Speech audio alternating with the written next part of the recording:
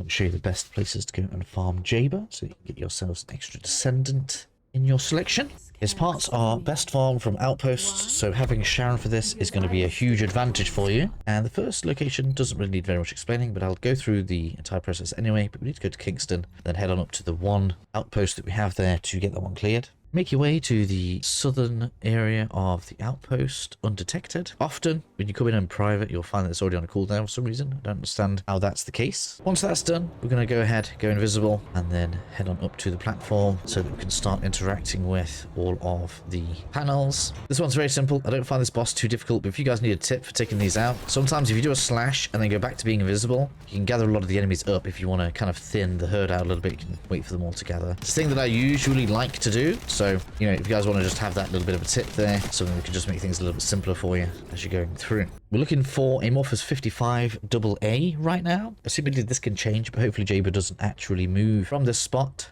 And as you can see, it drops with a 20% chance. I view this as 1 in 5. People keep on telling me that that's not a 1 in 5 odd, but when you get a D100 with 100 sides on it, 20 of those are going to be a success. That's how I see a percentage. I like to double the odd of it, so if that's a 1 in 5, I like to get 10, so they've got plenty to go ahead and get those opened. Stabilizers aren't going to affect that one either, so not really much that we could do about that percentage. Moving on to the stabilizer then, we want to go for Amorphous 101. There is another place, but the boss that spawns has 2 life bars, so this one is just going to be way quicker. So the shipment base over in White Knight Gulch, which is another nice easy outpost. Make your way undetected. You can kind of start this one from wherever you want, but you kind of want to start at one end because we do have 4 power units. I didn't realize they were called power units. Anyway, 4 terminals to interact with. So we're just gonna want to go around in a semicircle here. We're just gonna get the boss spawned. I do actually like to do the re-stealth trick for these because this guy with his annoying flamethrower poison spray thing is annoying. Oh, he hasn't gone over with all of his friends. That is even more annoying. So we'll just target you on your own. And that is going to be where we farm the stabilizer. Pretty common drop, as you can see, 32%. So get like 6 or 7, should be enough. If you don't get it within 8, you've been pretty unlucky.